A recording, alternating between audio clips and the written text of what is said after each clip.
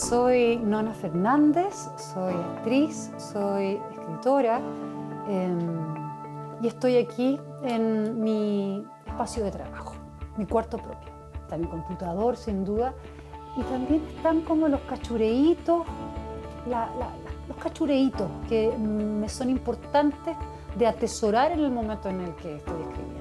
A ver, tengo a David Bowie acá en el escritorio porque, bueno, soy una groupie de Bowie, siempre fui una groupie de Bowie, por el tipo de artista que es, o que fue, digamos. Me encanta su posibilidad de transformación. No soy muy religiosa, pero me gusta la figura de la Virgen, y por eso tengo hartas vírgenes ahí de distintos espectros religiosos, digamos. Pero me gusta esa idea de la feminidad, de la deidad femenina. Creo que a mí me cruza completamente el tema de la maternidad en el sentido de yo como hija y de yo como madre. Y creo que es una parte fundamental de mi vida. No tengo ninguna preferencia entre los libros que he escrito. Corresponden a momentos distintos, a personas distintas que sigo, o a momentos de mi vida. Pero hay uno, Space Invaders, que es un libro muy cortito mío, que le tengo un afecto especial por los grandes regalos que el libro me ha otorgado, ¿no?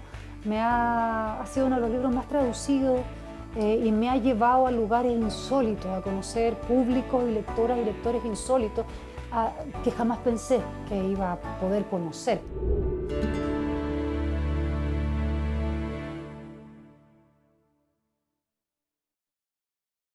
Nona, muchísimas gracias por recibirnos en tu casa, a mí y todo el equipo que es CNN Íntimo, que no es poco. No, feliz de tenerles aquí. Muchas gracias. A ver, tú te defines actriz por gusto, narradora por hinchar las pelotas, por no olvidar lo que no debe olvidarse, guionista de culebrones por necesidad, chilena incómoda y a ratos rabiosa. ¿Sigues manteniendo esa definición? Mire, esa es una definición que me pidieron, yo creo que no sé hace cuánto tiempo, pero cada vez que me la devuelven para intentar definirme, creo que igual todo eso circula. Creo que los decibeles de todo pueden estar cambiados quizá ahora, pero sí, soy un poco eso. Ya, vamos a hablar de los decibeles y vamos a partir de bien atrás, porque tú eres actriz, eres escritora, dramaturga, novelista. ¿Qué viene primero en ti, de chica? ¿La actuación o la escritura? A ver, yo creo que las dos cosas siempre fueron dos fantasías muy presentes en mi vida. Fui una niña, soy también, contengo esa niña. Fui una niña hija única. Pensemos, yo tengo 53 años, tiempos de dictadura, muy encerrada en una casa grande de Avenida Mata con una mamá y con una abuela. Entonces, el panorama era aburridísimo. Entonces, o me entretenía sola o me entretenía sola. Y ahí la lectura fue muy importante. Era un espacio como de juego tremendamente importante. Pero también esas dos mujeres a mí me llevaban al teatro. Yo recuerdo la primera obra que vi, Mamá Rosa, en el Teatro Nacional Chileno, el año, tiene que haber sido 82, 80, 82, no recuerdo, pero yo chica. Y claro, y ahí también apareció como una fantasía de juego, de querer ser eso, ¿no? Yo quería ser esas personas que estaban ahí. Entonces habitaban en mí, o siempre habitaron, estas dos fantasías de buscar otra vida, ¿no? Una desde la lectura y después posteriormente desde la escritura, ser otra en ese espacio, habitar otros mundos, otros terrenos. Y el teatro que, claro, que también es un poco, de alguna manera en ese momento para mí era lo mismo, ese juego de ser otra, de transformarme, de habitar otros mundos. ¿Y escribías? Es que, a ver, no, en ese momento yo te diría que era más bien lectora. De niña, fui mucho mejor lectora que ahora, tenía menos problemas, o sea, como que todo me gustaba, ¿no? Entonces leía cómic, leía de todo. Y yo creo que la escritura partió después, más adolescente. Partió, obviamente escribí poemas al comienzo, horribles, pésimos. nunca revelados y como que quedaban muy bien guardados en el velador. Y después ya empieza la ficción o la literatura, la narración más extensa a tomar como un espacio, pero siempre como un juego, no en el momento de plantearme como un oficio, como hay un momento que a uno le dicen usted tiene que ser una cosa, ¿no? ¿Qué cosa va a ser usted? Actriz, dijiste Dije tú. actriz también, porque además no entendía cómo uno podía volverse escritora, ¿no? No conocía escritoras y escritores vivos. Mis lecturas estaban todos muertos los escritores. Y además pensemos, apagón cultural, la convivencia con los escritores no era la que tenemos ahora. No eran personas con las que uno puede llegar a conversar eventualmente. En ese momento estaban escondidos y escondidas la gran mayoría. Ya, y el teatro no era también un poco, bueno, tú habías tenido esta aproximación con el teatro, y el teatro era la manera de expresarse inteligente y sutilmente en dictadura. En muchos de los casos se podía hablar a través del teatro. Claro, claro. Pero también era un riesgo estudiarlo. ¿Cómo sopesaste eso? ¿Lo mediste o...? ¿Tú dices como el riesgo económico? No, el riesgo de ser expresarse en una dictadura. Mira, es que, claro, la pasión por el teatro parte primero como en ese espacio lúdico. Después yo recuerdo muy bien, vi El pueblo del mal amor de Juan Radrigán. Ahí ya era un poco más grande, ya era adolescente, la vi como 2 o 3 veces, porque ahí se empezó a plegar esa idea que tú dices, o sea, no era ya solamente un juego, aquí se estaban expresando ideas que tenían que ver también con lo que estábamos pensando, ¿no? Y ahí aparece el teatro como un espacio también discursivo, ¿no? Y expresivo, no solamente como un juego escénico, estético, no, también como un espacio, que la literatura también lo es, ¿no? Pero en ese momento se me evidenció a mí desde ese lugar. Y si tú me lo preguntas, no, para nada. O sea, el llamado fue ese. Y ahí yo dije, esto yo quiero hacerlo, porque no solamente quiero hacer otra y jugar a hacer otra, también hay cosas que quiero decir. Y me parece una tremenda plataforma, ¿no? Y ahí también se me abrió la idea de la dramaturgia, que no la había pensado antes, ¿no?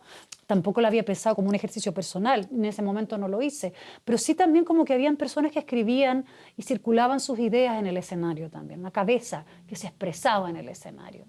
Y en tiempos de dictadura, claro, fui una niña que creció. Yo nací el año 71, por lo tanto, claro, el 73 llega el golpe y toda mi infancia y mi adolescencia y primera juventud ocurre en dictadura. Entonces, claro, puede sonar hasta políticamente incorrecto lo que voy a decir, pero yo miedo no tenía, no tuve nunca. Eran como los códigos en los que yo aprendía a moverme. Entonces yo sabía de los peligros, pero se manejaban esos peligros, ¿no?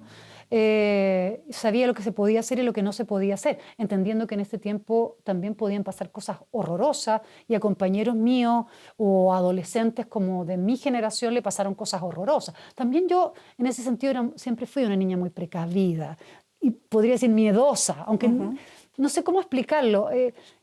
Probablemente había miedo, pero ese miedo no me inmovilizaba, ¿no? Bueno, y así partiste como actriz y siempre el nombre de Nona Fernández ha estado ligado al teatro, hablando de escenarios. Nunca hiciste televisión salvo como guionista. Como guionista, sí. ¿Y cuándo empezaste a derivar más en la lectura? Porque a partir ya del 2017, cuando te ganas este premio sobre Juan de la Cruz. Juana de la Cruz, sí. Ya la lectura empieza, aparentemente la escritura empieza a tomar un peso mayor. Y te estás convirtiendo en un referente de la escritura latinoamericana que probablemente nosotros aquí no dimensionamos en Chile, pero que a nivel hispanoamericano eres muy importante. Y has ido creciendo en ese lado. ¿Cómo ha sido esa transición? Sí, perdona que me rías, que me da mucho pudor cuando dicen eso. Pero sí, no, o sea, está bien. Estás traducida a 6 idiomas, eres conferencista internacional, te entrevistan en diarios internacionales, estuviste también en un premio muy especial que es el National Book Award, finalista con La Batut. Sí. Mira, yo creo que también la razón por la que me da pudor un poco también siempre pensar en la literatura así como algo tan serio, es porque desde el origen para mí también fue un espacio muy lúdico, ¿no? de hecho, es más lúdico que el teatro, que es una cosa, yo sé que es raro, pero es que yo me formé en el aula académica en el teatro, ¿no? Yo estudié teatro con maestros y maestras. De alguna manera, como que ese fue mi camino académico, que yo sé que todo el mundo piensa que el teatro es una gran chacota. Y en parte lo es, pero también no lo es. Es un espacio muy sagrado y muy de oficio y muy serio también, ¿no? O por lo menos así yo me formé. Y el espacio de la literatura y de la creación escritural siempre fue para mí puro improvisar y jugar, ¿no? Partí con talleres literarios, ¿no? Tengo grandes maestras y maestros en eso. Tengo que mencionar a la Pía Barros, que fue para mí una maestra fundamental que me enseñó a encontrarme, a encontrar mi voz, pero siempre ha estado en el espacio del juego. Y eso con el tiempo, claro, se empezó a transformar en algo como serio, como una carrera, ¿no? Como que todavía me da risa pensarlo así. No, yo creo que yo misma no dimensiono ese espacio, pero por supuesto que lo entiendo y es así. Y lo que tú dices es verdad, y hay una presencia, y se me pide, y hay viajes, y hay traducciones, y esto se transformó en algo serio. Que tú no lo buscaste. Que no lo busqué, pero que me cuesta asumirlo todavía, me cuesta mucho asumirlo, a veces me enreda asumirlo, porque es complejo estas dos militancias que tengo, ¿no? Se me vuelve, porque para hacer teatro tengo que estar aquí, tengo que desarrollar un periodo de ensayo que implica estar en un lugar, y la literatura cada vez me pide estar afuera, ¿no? Entonces siempre estoy en un momento donde todo se me enreda y todo es complicación, pero es una complicación gozosa, sin duda. Y esa transformación la he vivido, que es un poco tu pregunta, al día a día nomás, como improvisándola. Como no es algo planeado, nunca fue algo lo planeado, voy resolviendo de la mejor forma que encuentro. A ratos es un caos, a ratos no lo logro, sencillamente no lo logro, y a veces que yo digo, debía haber ido, pero no pude ir nomás. Y a veces digo, ¿por qué no me quedé procesando este ensayo? Siempre hay una dicotomía entre el seguir el llamado de la literatura, que implica salir, y concentrarme en los espacios de ensayo teatral y de laboratorio que implican quedarse, ¿no? Siempre estoy en esa, y lo hago como puedo. Lo hago como puedo. Como uno hace las cosas. Exactamente. Nona, y también en la literatura estás entre dos militancias, podemos decir, la dramaturgia, sí. La creación para televisión, para teatro. Tú eres autora de Los Archivos del Cardenal, Sí. de El laberinto de Alicia. El laberinto de Alicia, sí. Los 30. Un listado de culebrones sí. que hice en algún minuto maravilloso. Sí. Es que hice una escuela ahí como en la televisión de los 90 y de los 2000, ¿no? Que fue para mí un regalo tremendo, una súper escuela, y que en algún minuto ya no puedo. O sea, esta cosa de ser mujer orquesta tiene un límite. Y ya no puedo, el teatro, la literatura, la televisión. Claro, es como que ya se supera y los límites de la vida, ¿no? De la novela. Claro, y tomé, claro. Lo que pasa es que, claro, el trabajo de guionista, que fue un trabajo que se desarrolló, y todavía hago trabajos de guionista, pero sobre todo en la industria televisiva es un trabajo que es como que uno no debiese o no pudiese hacer otra cosa. Yo, siendo rebelde, lograba hacer ese trabajo y ensayar en la noche, o en la noche llegar a escribir mis libros, pero bueno, la señora tiene un límite y la edad también te va poniendo esos límites. Además hay una familia, hay un hijo, hay un marido. Exactamente, hay un montón, o sea, hay una vida y claro, en algún momento uno tiene que empezar a optar, y claro, la literatura empezó a desbordarse, ¿no? Y empezó a tomar esos espacios, y empecé a seguir esos espacios también, porque son espacios de camino expresivo que son para mí tremendamente importante. O sea, una teleserie o una serie es un camino muy colectivo y uno se pone al servicio de la industria, hay que decirlo, gozosamente, porque siempre trabajé en proyectos que me interesaban. Pero, claro, el camino escritural empieza a ser otro y empezó a desbordarse y ya no podía hacerlo todo. Y había que optar. Y, claro, hasta el día de hoy, de pronto tomo algunos desafíos que se desarrollan con mucho tiempo, que tienen que ver más con el trabajo documental, que es un área que me gusta mucho, que se va desarrollando con tiempo, ¿no? Y más a escala humana que la tele, lo sabemos, es muy demandante. Ahora, tú creciste como hija única, lo contabas, y que tenías que armarte tu propia vida, tu propia entretención, porque si no era morirse del aburrimiento. Imagínate. ¿Qué cosas tienes de hija única? ¿Qué tengo? Que me autogestiono. Bueno, Soy una sí. señora autogestionada. Autogestionada. No digo, todas necesitamos de mucha gente y todo, pero en general, si yo quiero hacer algo, me preparo el camino, nunca espero que alguien me ayude. Yo soluciono. Si alguien me ayuda, feliz. Pero en general me autogestiono. Todos mis emprendimientos, por llamarlo así, para hablar con esta jerga como actual, son personales. Y voy todo, desde lo más pequeño y doméstico, aunque ahí debo decir que tengo aquí a mi familia que siempre está colaborando y yo colaborándoles a cada uno de ellos, pero en general me autogestiono. Soy una señora solita y solita me autogestiono. Nona, ¿y quién ejerció de figura masculina durante tu crecimiento? Porque tú no tuviste papá presente. No, pues no tuve papá presente, lo tuve presente hasta cierto momento y de ahí como que desapareció y se transformó como en un fantasma, como el fantasma de Hamlet, del rey Hamlet. Y yo creo que, claro, inevitablemente uno siempre anda en la cacería de esa figura, ¿no? Y es un relevo. Pero si tuviese que hablar de la figura más importante, yo tuve un tío, digo tuve porque falleció, mi tío Alberto, que es un primo hermano de mi mamá, que fue mi papá putativo, siempre nos adoptamos así. Se lo planteé y y él lo asumió, yo era su hija putativa, y fue como mi figura masculina hasta el día en que falleció, y sigue siéndolo ya, independiente que no esté en este plano, digamos. Figura en mí como eso, como un papá. ¿Y Fuensalida es un libro autobiográfico en ese sentido, no? Es un libro, a ver, es un libro bien especial ese libro porque yo todavía no trabajaba mucho el tema autobiográfico, o sea, no me ocupa. A ver, planteémoslo, todo lo que escribimos siempre estamos circulando ahí, lo escondemos o no, pero son nuestros materiales, ¿no? Y en Fuensalida, claro, hay un poco de autoficción escondida y velada, y es el comienzo de un camino que después se desarrolla en los otros libros.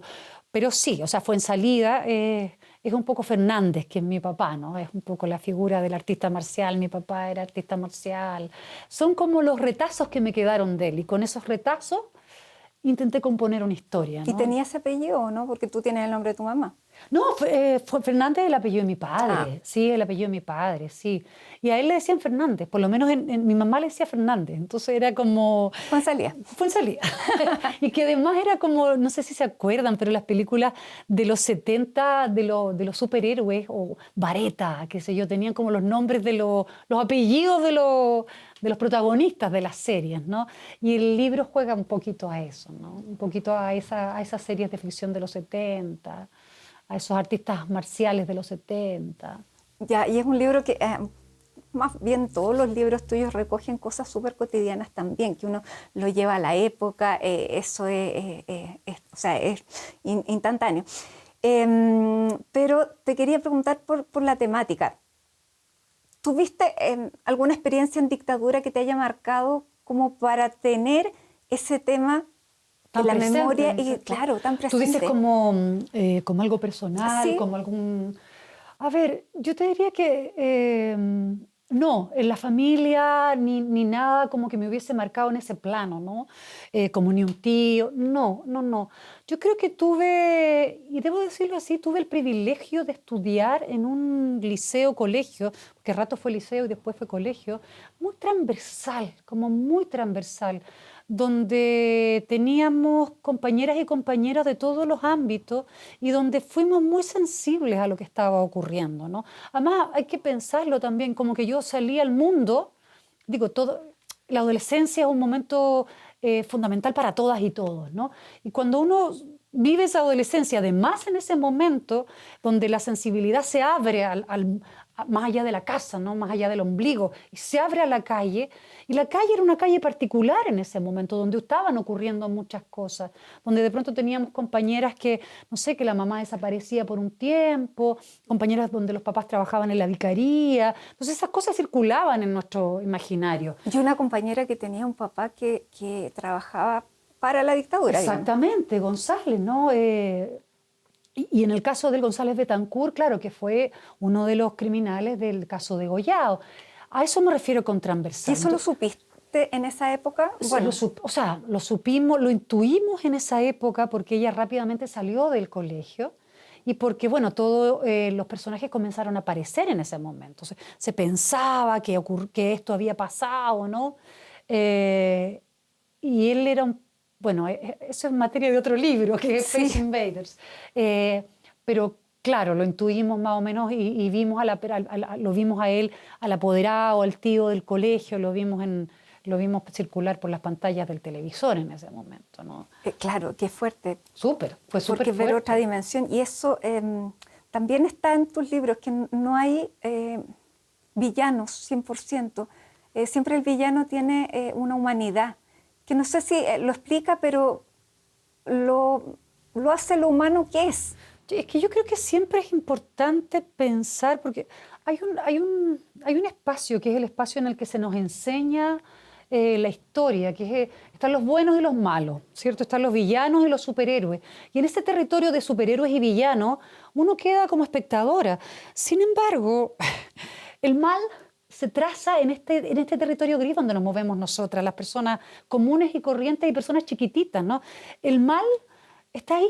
Está en nosotras, o sea, no es tan difícil, no es algo que ocurra en otro circuito, está ahí, es el apoderado de mi colegio. Y esos superhéroes, como puedo plantearlo pensando en la gente de la vicaría, que para mí es lo más cercano a los superhéroes en ese tiempo, estaban ahí también, circulaban en el mismo espacio, no eran gente extraña, eran gente común y corriente que la historia los puso en un jaque y tomaron decisiones. Y en esas decisiones caminan, hacen camino, pero están en el territorio de la gente común y corriente. Y yo creo que eso es interesante porque eso no nos libera, no nos libera a nosotras como personas normales de tomar decisiones éticas. Y yo creo que eso es un poco lo que he intentado reflexionar en los libros también, que nadie está fuera de la realidad, ni los malos ni los buenos. Ni nadie está a salvo de convertirse en uno de esos monstruos. Exactamente. O sea, estamos ahí. Lo que pasa es que si lo observamos en un escenario como puede ser el de una dictadura, claro, suena como que es una historia tremenda, pero lo sabemos porque lo estamos vivenciando en el territorio del universo actual en el que vivimos, tanto en Chile como en el exterior. Eso está súper cercano también. O sea, son desafíos que a lo mejor no son parte del pasado, puede que se estén articulando desde ya, ¿no? Y ahí es nuestra ética la que va a tomar una decisión, ¿no? ¿En qué lado de la historia nos vamos a poner? ¿Y por qué es tan recurrente este tema en tu literatura, en tu escritura? ¿Por qué la memoria, el recordar, es tan necesario? Mira, yo creo que ha sido una obsesión. Yo sé que ha sido una obsesión y las obsesiones a veces no tienen una razón muy clara en uno. A lo mejor mi psiquiatra podría tener más claridad al respecto, pero uno más bien las padece, las obsesiones, que las elige, ¿no? Pero creo que tiene que ver el tema de la memoria, bueno, dos cosas. Uno, que soy muy desmemoriada, yo en lo personal soy muy desmemoriada.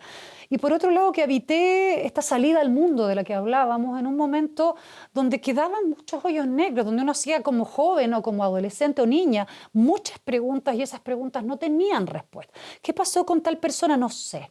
Y ese no sé era porque de verdad no se sabía o porque preferían que no lo supiéramos porque era mejor que no lo supiéramos, ¿no? Y luego hay un momento que tiene que ver con la llegada a la democracia, donde todas aquellas dudas que circularon, todos esos cuentos que se nos contaron o que vivenciamos y no tuvieron fin o no tuvieron un desarrollo claro, yo dije, bueno, ahora sí. Ahora es democracia, ahora vamos a tener todas las respuestas. Y todas las respuestas no llegaron. Todavía no llegan. Muchas sí llegaron, digámoslo, quiero ser justa en eso, pero muchas todavía no llegaron y es probable que todavía no lleguen y es probable que nunca lleguen. Y esas preguntas empezaron a ser materia de mis libros, ¿no? Encontré en la literatura un procedimiento de investigación y de reflexión. Y esas preguntas no siempre se resolvieron, esos enigmas no siempre se resolvieron, pero me ayudaron, bueno, hasta el día de hoy me siguen ayudando a pensar otras preguntas, ¿no? Y es un camino que no ha terminado nunca de cerrarse. Siempre un libro trae otro desafío. y otro, y otro, y es una posta de preguntas que nunca he terminado de contestarme. Me llamó la atención lo último que escribiste, que como yo también soy desmemoriada, no tengo Para eso tenemos esa plataforma maravillosa que nos ayuda. que habla de dónde están los restos y los escombros de la moneda. De la moneda, sí. ¿Cómo se llama el texto? ¿Cómo recordar la sed? ¿Cómo recordar la sed? Sí. Porque ahí tuvimos 8 años esos escombros presentes y nadie se acuerda. Es fantástico eso, ¿eh? Es súper mira, me gusta contar esta historia porque es tan linda y tengo que mencionar a las personas que me llevaron a esa historia, que es básicamente un querido amigo y colega, Francisco Medina, que un día llega aquí con un audio y me dice, no escucha este audio. Y en ese audio aparecía la voz de una señora que contaba que ella, su casa había sido construida gracias al Chicho, decía. ¿Por qué gracias al Chicho? Uno piensa un subsidio, algo así. No, porque esa casa que ella tenía la compró cuando era muy joven, era un hoyo, y que todo ese hoyo se tapó con los escombros de la moneda que había sido bombardeada. Ella, siendo muy joven, fue camarera de un barcito que estaba muy cerca de la moneda, y a ese barcito iban los camioneros que les tocó sacar los escombros. Y ella les preguntó, oigan, chiquillos, ¿y ustedes qué hacen con esos escombros? Porque yo tengo un terreno que rellenar. ¿Me ayudarían? No te preocupes. Y en vez de ir a tirar esos escombros al Mapocho, que es donde en general se fueron a dar los escombros de la moneda, fueron a dar a este lugar. Y a partir de esta anécdota nos surgió la pregunta de los restos de la moneda. O sea, 50 años después, cuando ya nos hemos preguntado, obviamente, primero por los restos de toda la dictadura, simbólicamente es interesante pensar por ese patrimonio, ¿no? Y empezamos a hacer una investigación, y una de las cosas que nos llamó la atención es que nadie se lo había preguntado. O sea, seguramente deben haber personas a las que todavía no rastreamos, pero es un recuerdo que está un poco borrado. ¿Qué pasó con esos restos? ¿A dónde fueron a dar? ¿Cómo se veía la moneda antes de que comenzara la restauración de la moneda? Hay un recuerdo ahí muy loco que la gente, sobre todo que habitaba el centro en ese tiempo, borró. Mi propia madre, que trabajaba ahí, me decía, yo trataba de no pasar, y si tú me preguntas, no me acuerdo qué pasó durante todo ese tiempo. Y cuando tú preguntas, ¿y qué habrá sido de estos restos? Todos nos quedamos así como, plop, no sé. Y hay una investigación que estamos ejerciendo en un proyecto que se llama Exhumar, y bueno, y este libro del que tú hablas circula en eso, ¿no? Circula dentro de ese proyecto. ¿Qué pasó con esos restos? Y que esto surgió el año pasado, que se conmemoraron los 50 años del golpe. ¿Te sorprendió el giro que ha dado el país en estos 50 años? Yo creo que hemos vivido, sí. O sea, sin duda es que es loco el proceso que hemos tenido, ¿no? Porque ha sido un proceso, bueno, primero muy transicional y seguido por esas pautas que han sido pautas de movimiento muy tranquilas, ¿no? Y muy predecibles durante mucho tiempo, o sea, al punto que llegamos, ¿no? Piñera Bachelet Piñera, y uno iba era como que no pasaba nada. Era como que no salíamos, no queríamos salir. El país fome. Digámoslo, era todo muy predecible y nos acostumbramos, yo debo decirlo, me acostumbré a ese ritmo. Y el ritmo que hemos tenido ahora ha sido de una juguera impresionante, donde ya uno no puede predecir absolutamente nada, no tiene idea de lo que va a pasar. Y si nos planteamos 50 años después, que es lo que tú me estás preguntando, yo jamás pensé que a los 50 años íbamos a estar, primero que nada, intentando dar cátedra de por qué no hay que defender un golpe militar. Jamás pensé que íbamos a llegar a conmemorar los 50 años con esta alza del negacionismo, retrocediendo en los discursos, teniendo que explicar de nuevo por qué los derechos humanos son importantes. O sea, jamás lo imaginé. Y jamás lo imaginé porque también en este camino fome que decíamos, habíamos hecho grandes avances. Ahora digo grandes avances. En ese momento yo dije, pucha, que vamos lento. Pero ahora que retrocedimos siglos al respecto, digo, hicimos grandes avances. Entonces, claro, la sensación de frustración y de inquietud y de desasosiego al respecto y de tristeza es tremenda. Porque además es un fenómeno mundial. Porque es mundial, exactamente. Nona, como que no hay escape, es feroz. habrá que pasar el proceso. Todos son procesos, pero No, y hacia hay que dónde nos empujar lleva, hacia otros claro. lugares. O sea, yo Sí. creo que estas cosas son cosas, por supuesto, de las que cuesta escaparse, ¿no? Pero también son llamados. Yo creo que en ese sentido no podemos quedarnos ajenas. O sea, no es una cosa, bueno, así están las cosas. O sea, y me rehúso a pensar que es así. Nona, junto con este resurgir de este tipo de restauración, el año pasado, el año antepasado, digo bien, el presidente Boric se comprometió a buscar a esos chilenos que no sabemos dónde están. Y se anuncia este plan de búsqueda que el año pasado materializa el ministro de Justicia. Esa es una buena noticia para alguien que está tratando de, digamos, reconstruir la memoria, y la memoria en ese sentido para los familiares tiene mucho que ver con cuáles fueron los recorridos de las personas, de sus seres queridos. ¿Qué fue lo que pasó? A ver, voy a ser súper honesta. O sea, por supuesto que lo aplaudimos y lo celebramos. El plan de búsqueda yo creo que simbólicamente es tremendamente importante, pero llega tan tarde. Llega tan tarde. Por eso es tan interesante también poder saber mediáticamente cómo ha ido ese plan de búsqueda, ¿no? Si ha significado algo más allá de lo simbólico, que por supuesto es muy importante. O sea, es tremendamente importante que el Estado de Chile diga: este es un problema que tenemos todas y todos. Es un gran problema y como Estado vamos a intentar buscar, acoger este problema, ¿no? Pero es algo que debe haber ocurrido hace tanto tiempo, habría sido tan importante hace tanto tiempo, porque tal cual como tú lo estás señalando, la importancia de encontrar esos restos para las familias y cerrar el ciclo del duelo es vital para poder seguir adelante. Y esa herida, que es una herida para muchas mujeres y hombres de este país, es una herida que heredamos todas y todos. O sea, no podemos Me llama la no atención sentirla. que para muchos familiares la narración de cuál fue la trayectoria final de su ser que perdió sea tan importante. Es importantísima. Es que reconstruir el relato.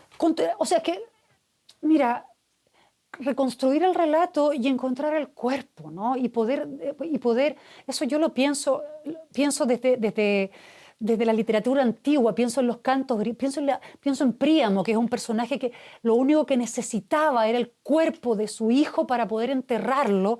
Desde entonces, la necesidad del duelo es vital para todas y todos. Es algo que no tenemos ni siquiera que cuestionarlo o analizarlo. Está en nosotros. Negarle a una familia, negarle a una madre, a una esposa, a un padre esa posibilidad es de una crueldad feroz. Y no saber cómo falleció tu ser querido, yo no me puedo imaginar una tragedia feroz para una familia. Y la segunda, porque es continuar, a ver, la pérdida es ya feroz.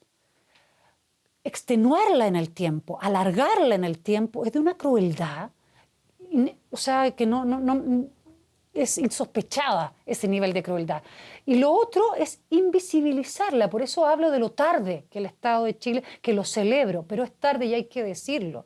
Porque, digo, hay que decirlo porque no sabemos cómo viene la historia y porque si nos vuelve a pasar, el Estado no puede reaccionar tan tardíamente. O sea, necesitamos ir cerrando eso, ya ni siquiera solamente por la familia, sino que por lo que implica para la sociedad. Esas son heridas que a nosotras nos duelen. No le duelen solamente a la familia, ellas son las protagonistas sin duda, pero nos siguen doliendo a nosotros. No podemos tener la indolencia de pensar que podemos habitar un mismo territorio y no dolernos por eso.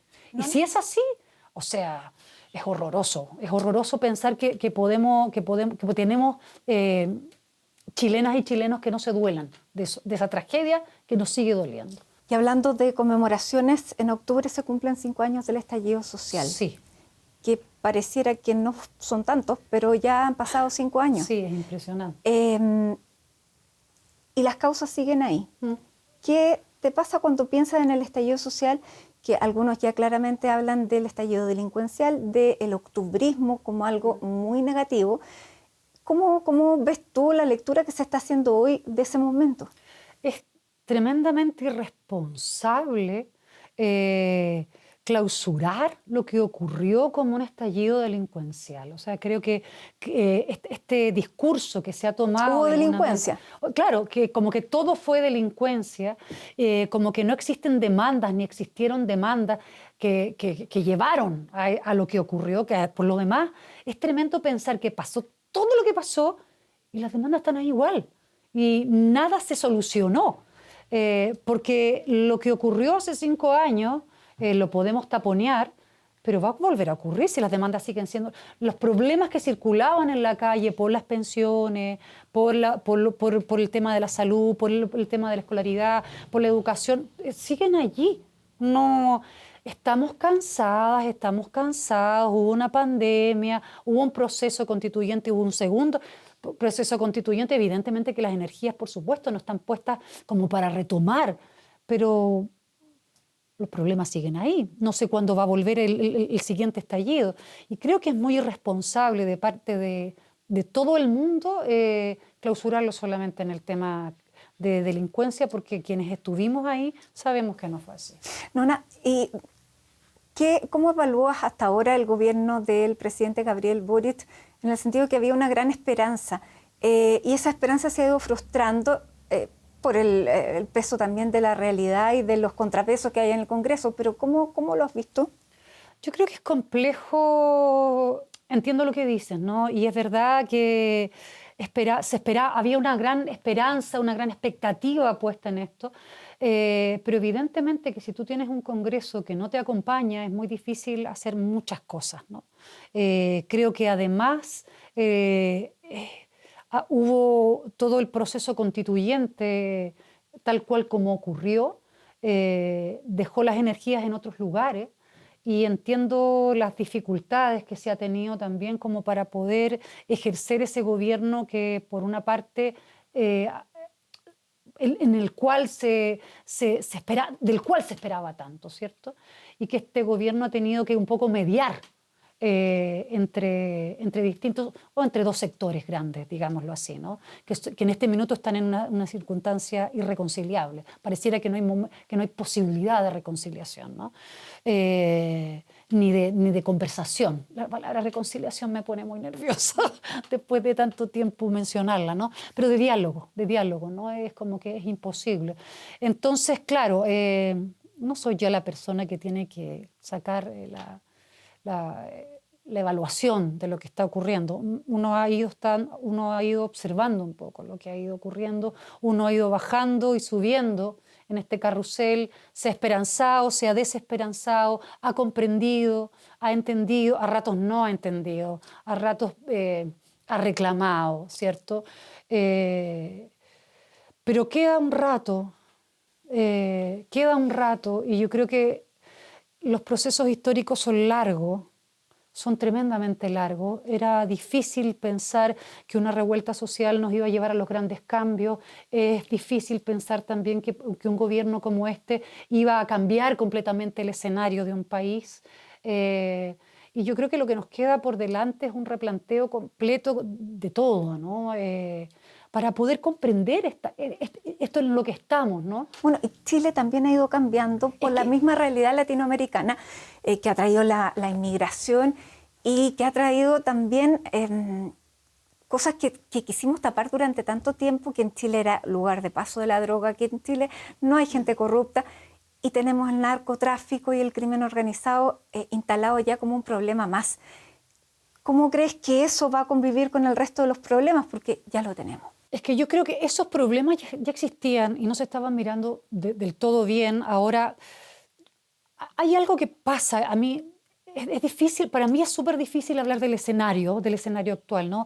Este país fome del que hablábamos, que uno vaticinaba todo y tenía como las piezas muy claras, ahora se ha visto... O sea, hoy día podrías escribir narcos en el... Creo que es muy indescifrable todo, ¿no? El cruce de todo, los decibeles que le ponemos a algunos temas y no le ponemos a otros también. Y creo que sin duda el tema del narco es un gran tema, pero es un tema que si hacemos la escalada es un tema que, perdón, en dictadura entraron los narcos. Y ha sido un tejido que se ha ido dejando, que se ha ido convenientemente dejando filtrar, que se infiltra también con la inmigrancia, con un tipo de inmigrancia, porque tampoco yo puedo decir, los inmigrantes, no, perdón, es un tipo de inmigrante. Hay otros inmigrantes que celebro que hayan llegado y que es una alegría que estén aquí. Y hay otros que evidentemente que no, ¿no? Y que tienen que ver con el narcotráfico y que lo han potenciado, sin duda que sí. Pero a mí me cuesta entender este Chile en el que estamos ahora. Siempre estoy desconfiando tremendamente de los decibeles que le ponen a los problemas, porque también sé que son fuegos artificiales para quitarle decibeles a otros problemas, ¿no? Sin quitarle también la importancia. O sea, no digo que el narco no sea un problema, es un tremendo problema. Lo fue, lo ha sido siempre y lo sigue siendo. Por lo tanto, claro que hay que ponerle toda la atención posible. Pero me cuesta descifrar este país ahora, no entiendo bien quiénes somos. Creo que el ejercicio es ese. Después de la revuelta, después del proceso constituyente, después de la pandemia, después de este intento de evaluación que podemos hacer del tiempo que llevamos ya con este gobierno, creo que nos queda mucho por pensar, mucho para ver hacia dónde vamos. Hay una reevaluación de todos los sectores, ¿no? Y de quienes conformamos el mundo independiente, que es el que uno tiene, ¿no? El de la gente chiquitita, como me gusta. ¿Cuál es nuestro rol en esto, ¿no? Para mí, cuál es el rol de las artes en todo esto? ¿Qué hacemos? ¿Qué hacemos con este caos o con este enredo en el que estamos, ¿no? Un enredo mundial, porque uno no se explicaría cómo se están escogiendo algunos presidentes en distintos países, pero las razones de la población son atendibles también. ¿Por qué estamos en este punto? Evidentemente. A nivel planetario o epocal. Evidentemente. Y en eso yo creo que todos los sectores hemos sido tremendamente ciegos con algunos problemas. Algunos observamos el problema de allá, pero no vemos el problema que estamos generando acá. Y eso ha dejado, claro, a mí me pasó mucho luego de la revuelta social de comprender un país que yo no estaba viendo. Claro, este país neoliberalizado, que por supuesto uno en teoría lo comprende, después evidenciarlo ahí en la calle, que lo evidencié en la calle, y es un país que es tu país, tienes que saber entenderlo también. No podemos erradicarlo. O este país que se ha construido también en parte, no solo por el neoliberalismo, sino que también por esta necesidad extrema de cosas vitales que ocurre también, ¿no? Y es lo que somos. Y parte de eso ha ido construyendo la necesidad de estos personajes que empiezan a aparecer y que tú dices, ¿cómo es posible que estas caricaturas sean quienes están gobernando los distintos países, ¿no? Y esto es una avanzada y estamos en este camino y los discursos fascistas se van apoderando del planeta. ¿Y qué hacemos nosotros al respecto más que sentarnos a mirar sin tener nada muy claro para detenerlo, ¿no? No podemos descifrarlo ni siquiera a nivel país, planetario, ya es un arrojo demasiado grande, pero tú sí me puedes contar en qué etapa estás tú como mujer, como mamá, porque todo esto que hemos conversado te ha ido pasando a lo largo de la vida. Sí, sí. Y tú tienes una familia. Ser madre, me imagino que ha cambiado muchas cosas, porque también uno ve que en sus hijos uno quiere poner otros recuerdos que uno tuvo y que no quisiera que quedaran. ¿Cómo estás tú? ¿Cómo estoy? En relación a todo esto, ¿no? ¿En qué etapa de la vida te encuentras? A ver, yo tengo 53 años, estoy en una adultez tranquila, por decirlo así, asumiendo también los cambios que eso implica, pero con mucha tranquilidad, yo creo que empezando a abrir el espacio a lo que es la vejez, entendiendo que la vejez comienza a circular en uno con tiempo y de a poquito, ¿cierto?